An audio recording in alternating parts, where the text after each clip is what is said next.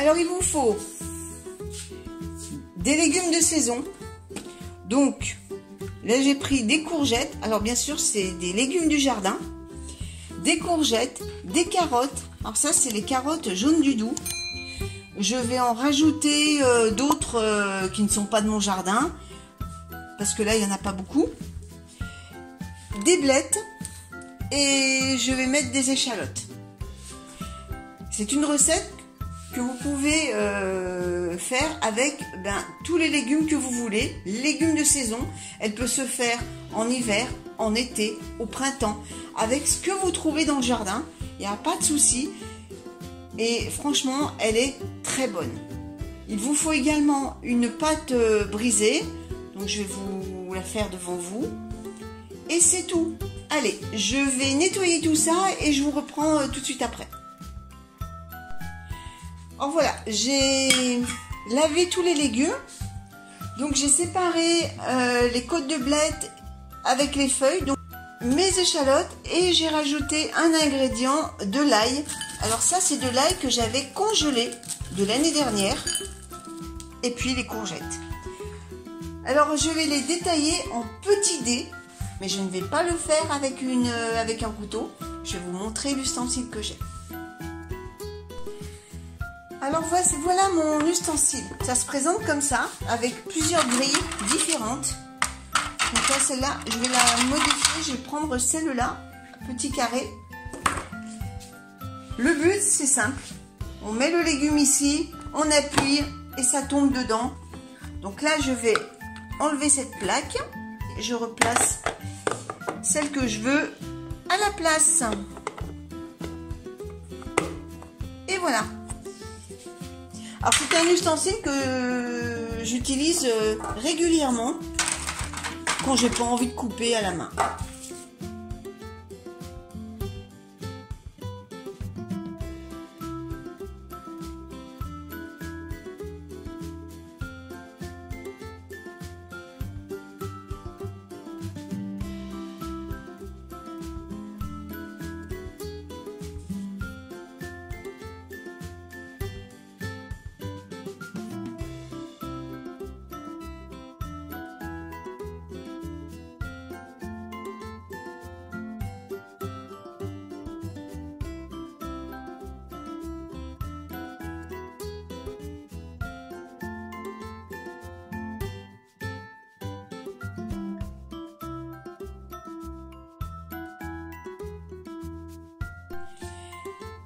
Ça y est, tout est coupé en petites lamelles, en petits dés. Alors vous avez vu, hein, c'est hyper pratique cet ustensile.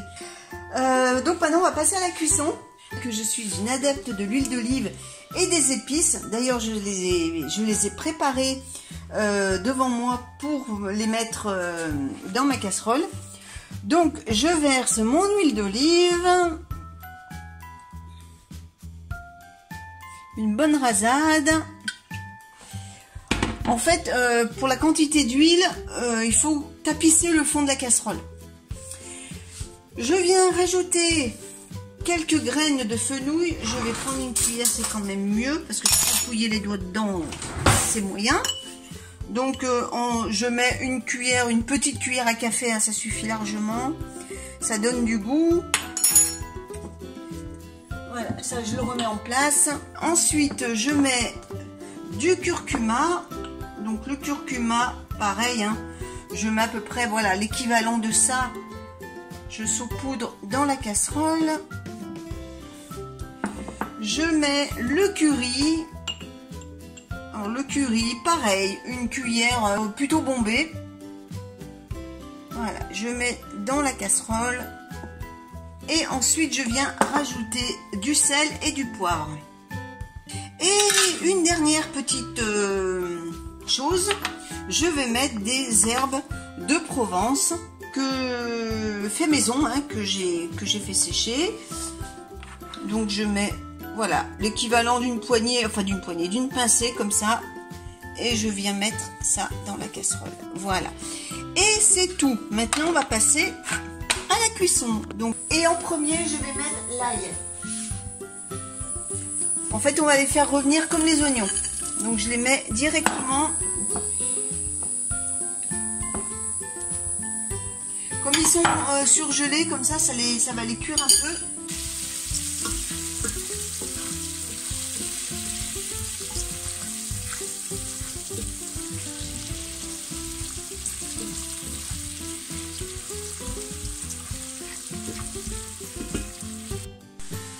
Et vous remuez le tout.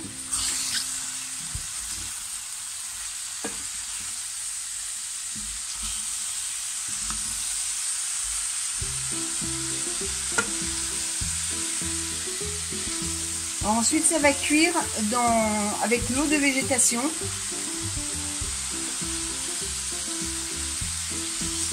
Alors, vous remuez bien pour bien imprégner l'huile de partout. Ensuite, vous couvrez et vous laissez mijoter 20 minutes. Pendant que ça mijote, on va s'occuper de la pâte à tarte. Alors, une précision au niveau des casseroles. Moi, ma casserole, elle a un triple fond. C'est un système qui permet de cuire les aliments sans eau. Et on les rince simplement. Et ça suffit pour les cuire. Si vous n'avez pas ce genre d'ustensile, regardez quand même de temps en temps pour voir si ça n'accroche pas. Et éventuellement vous rajoutez un peu de liquide. Mais moi, avec ma casserole là, je ne rajoute pas de liquide et ça cuit par transpiration. Alors j'ai une recette de pâte à tarte, la pâte à tarte passe-partout, qui peut s'employer aussi bien en sucré qu'en version salée. Je n'utilise plus que celle-là et c'est encore une recette du fameux stage du Viellodon en Ardèche. Vous allez voir, c'est très simple. Alors pour la recette, il vous faut 250 g de farine.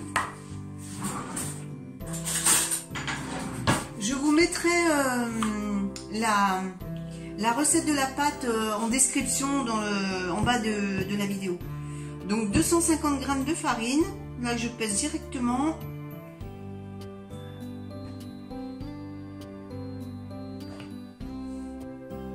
Et avec cette quantité, vous pouvez faire une tarte de 30 cm de diamètre.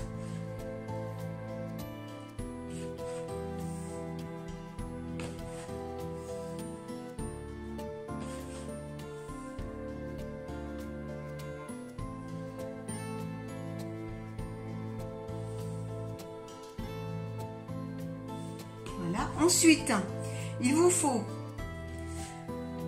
90 g d'eau et 90 g d'huile. Alors vous pouvez aussi bien mettre dans un pot, vous pesez, vous mettez 90 et 90. En tout, il faut que ça fasse 180. Si vous mettez un peu plus d'eau, ben, vous réduisez la quantité d'huile. Mais en tout, il faut arriver à 180 g de liquide. Donc 180, qu'est-ce que je dis moi? Non, 90 g d'eau. Là, je travaille sans filet, donc je vais doucement.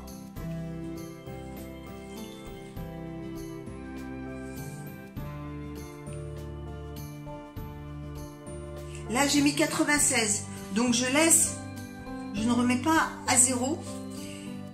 Et je complète pour en faire 180.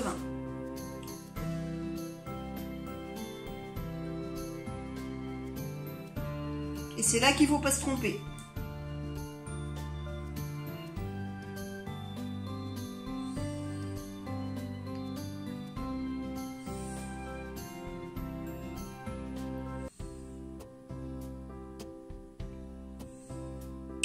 Là, on va bientôt y arriver.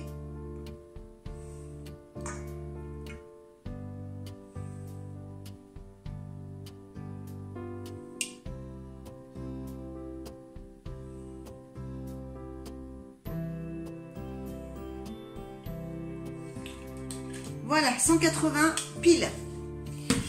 Ensuite, il vous faut 3 g de sel. Donc 3 g de sel, hein, c'est vite fait. Hein.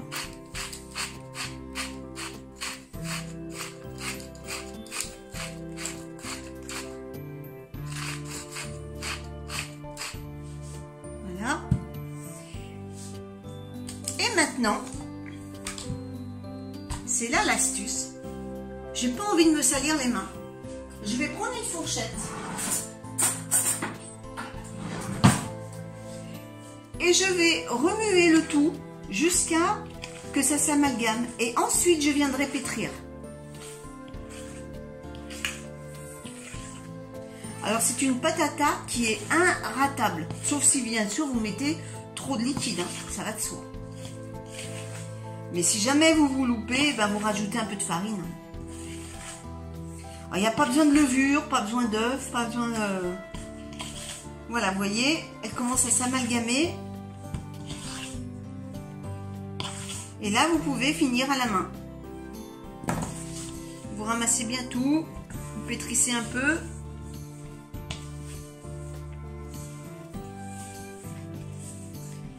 Et c'est une pâte à tarte qui s'étale très facilement. Alors j'avais une autre recette, la pâte à tarte express. Je crois que c'est Tupperware qui l'avait lancée. Moi j'y arrive pas. Elle est dure, j'arrive pas à l'étaler. Alors que celle-là, j'ai aucun souci. Donc maintenant je conserve que cette recette. Et voilà. Le tour est joué, ça n'a pas mis longtemps, hein. Vous voyez, une belle boule de pâte. Alors maintenant, on va l'étaler. Alors bien sûr, vous farinez votre plan de travail. Ça va de soi, hein. Vous mettez un peu de farine sur la pâte. Et vous l'étalez, pas comme une pâte à pizza, hein, pas aussi fine. Vous essayez dès le départ de la former en dimension du moule, c'est-à-dire moi en rond en l'occurrence. Enfin, je vais essayer parce que bien souvent ça finit en patate.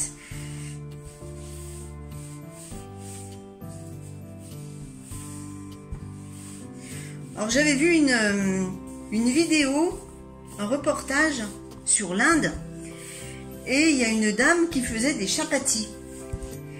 Elle avait une dextérité pour faire une pâte ronde, mais alors sans bouger la pâte, simplement en promenant son rouleau. J'ai essayé, je suis jamais arrivée.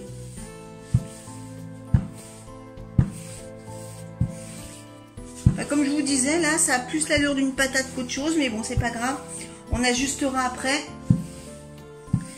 Donc, j'étale bien. Je viens mettre la pâte dans le moule. Voilà.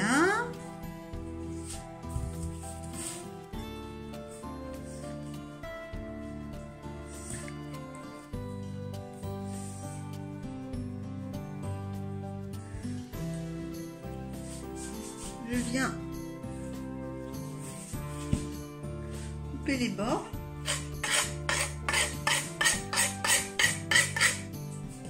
Et je viens rajouter aux endroits où il manque un peu de matière. On fait ça en toute familiarité, hein. On n'est pas dans un restaurant, il n'y a pas de chichi. C'est en toute simplicité. C'est ça la cuisine familiale.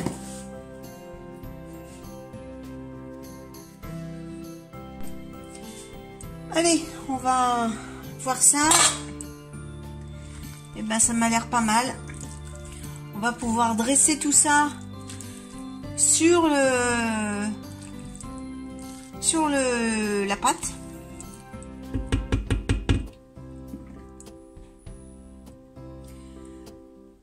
Allez, on va dresser tout ça. Alors n'oubliez pas de préchauffer le four à 200 degrés. Vous étalez bien.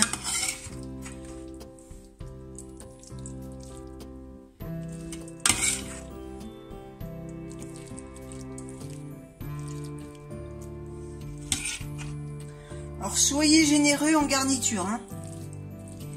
Plus c'est épais et meilleur c'est.